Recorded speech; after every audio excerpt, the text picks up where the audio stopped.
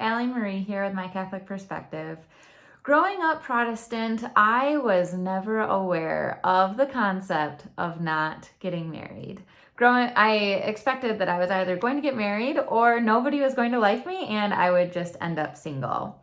When I converted Catholic at 21, a whole new world was opened up to me. The idea that I could voluntarily not only choose to be single, but also consecrate myself to Christ in a variety of different ways was a brand new, eye-opening experience that I was grateful to have as an adult, opposed to taking it for granted as something that was just expected to be considered as a kid. I personally was very drawn to the Carmelite order. My brother had gone to Franciscan University, so he told me quite a bit about the different orders. Dominicans are so charismatic and teachers. Franciscans serve the poor, and they're very charitable and active in the community. Carmelites meditate. They are quiet and introspective. If you know me or follow my channel, I do love to talk. It's true. And the idea that Carmelites only talk for like 20 minutes in the evenings before or after dinner was something that would have been a challenge for me. There would have been a level of sacrifice within joining a Carmelite convent that would have impacted my personality, that would have forced me to grow in ways that I could not do on my own. Jason over on Patreon asked me to review this a little bit, to review my discernment process, what went into it that ended up dictating that I did in fact feel called to marriage. When I first converted to Catholicism, I lived by myself. I had a house and I lived in this 3-bedroom, 2-bathroom house. It was just right around 1,000 square feet, I think. And I worked an 8-to-5 job, Monday through Friday. I would get up at 5:30 every single morning and meditate. I had 2 little dogs. I'm sure they assisted in getting me out of bed. But I would sit down, light a candle, get my coffee, and I'd sit down and I would read. And one of my favorite books that Jason asked, he said if there was a specific saint that drew me to the Carmelites, and Saint Teresa of Avila, absolutely, hands down, was the saint that drew me that direction. I have this book, Meditations with Saint Teresa of Avila, and it was compiled by Megan Dawn, and it's a journey into the sacred. Megan Dawn, sorry, I have a Michigander accent, I'm told all the time. Megan Dawn. But a journey into the sacred. And there was one morning that was so pivotal to me. I'm a massage and craniosacral therapist. So when I would go on these nun retreats and go visit convents, they all wanted me. All the mothers were like, we need a massage therapist. Come live with us. And I did feel very wanted. But I did this meditation, it says, falling into a place of peaceful being, let all thoughts subside. Imagine before you a beautiful crystal castle. See how it reflects all spectrums of light. Allow yourself to wander through this castle without any desire or agenda, simply being and flowing and the love emanating from the center. Let yourself be absorbed by this love and look at your own preciousness in the same way that the beloved looks at you. So I'm sitting there sipping my coffee on, say, a Wednesday morning. It's 5:30 in the morning. I'm sitting there and I close my eyes and I journey into this castle.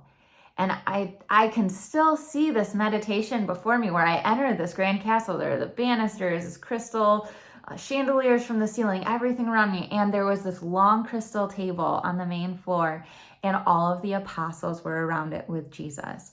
And so I actually dialogued with Peter and with Christ in this meditation. I sat there and I asked Christ, I said, what do you want of me? And he told me, be responsible.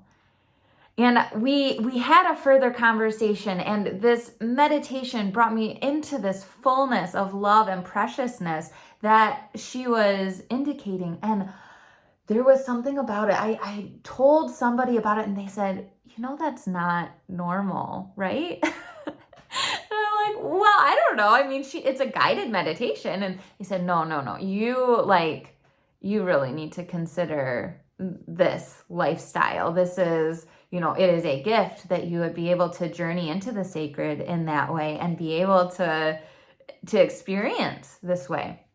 I have had lucid dreams since I was very young.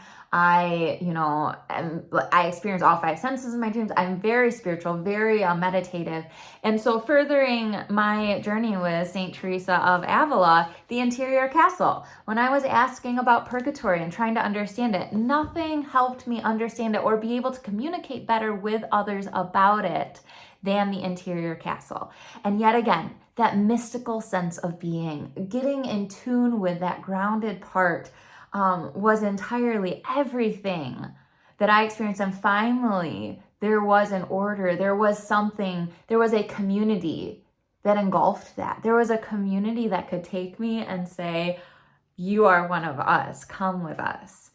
And so I was considering it. I was, like I said, I was 21 at the time going through that. So 22 came, I turned 23, still kind of unsure. I was taking a break from dating. And in November of 2014, I got diagnosed with a brain tumor.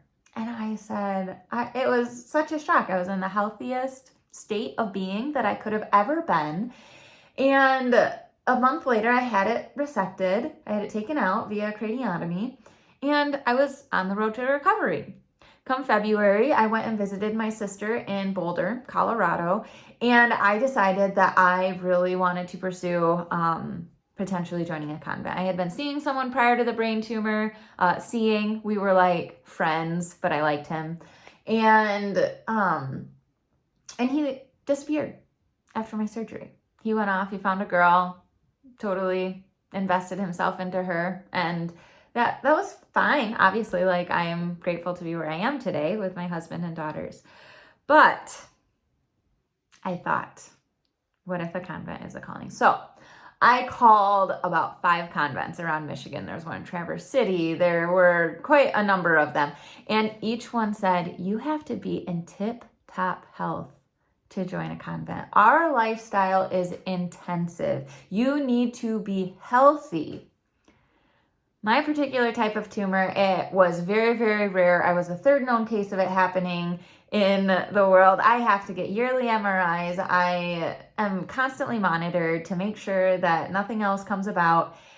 And I knew right then, after hearing it, I talked to 2 mothers and both of them said the same thing. And after hearing that, I knew that I was called to marriage. And it makes me feel sad, like I could start crying for whatever reason. But I truly wanted to experience that life. But then I said, okay, I'm called to marriage. It's time to like seriously start dating. I'm not going to date just for fun. I'm not going to do this. So then my discernment to marriage came, and I could talk about my whole process of how I chose my spouse in another video. But I'm so grateful for Jason for bringing this up. Thank you, Jason, because that reminder that there are secular orders of the Carmelite spirit. I can still become a Carmelite mystic and still focus on these meditations through an order that allows me to join without being single, without consecrating, without taking vows to celibacy. And even just pulling this book out again, the Meditations with St. Teresa of Avila Avila. Some of them have the accent, some do not. But bringing it back out, because I never actually finished it. I was looking at this. I have a, my Barnes and Noble receipt from when I bought it back on, where's the date on this? I don't know. Anyway, I bought it forever ago, 8/21 of 13. So it was probably for my birthday in 2013. I would have been 22.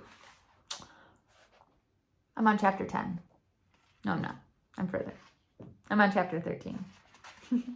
So bringing this out, being able to meditate again, bringing that back into my spiritual life, because it was so enriching. It was something that I so fully identified with and was edified in by others saying, no, that's a gift. That is not a normal thing to experience. You should really consider the mystical life. And that's not to say, at any rate, in any way, that other gifts are different. Some, like the gift of serving the poor, or being a teacher, hands-on teacher, those are gifts in and of themselves that are so, like, I think about this and I'm like, it's so introspective though. It's so like, how do I really honor others in this thing that is so personal to myself? But that's what the meditations are for, right? is to take it and say, okay, how can I grow as a Catholic, as a human being? How can I grow in my spiritual life and offer insights to others? And ultimately, right, like God calls that from all of us. Christ calls it from all of us to be responsible. You know, we're called to be responsible with whatever we're given. And so I just want to encourage you today, keep discerning, keep on this life path that you are pursuing. God will guide you, and be responsible with those gifts that he's given to you. We are all unique. We are all precious children of God, and we do have that responsibility to move forward with those gifts that he's given. So thanks again, Jason. I'm very, right this moment might not be the ideal time to look into joining a third order, but I am very intrigued with the idea, and I'm just grateful for your input on this. So I pray that you're able to just make it a great day. I pray that God grants you the resources that you need to draw closer to him and in turn to those around you. And we'll talk to you soon.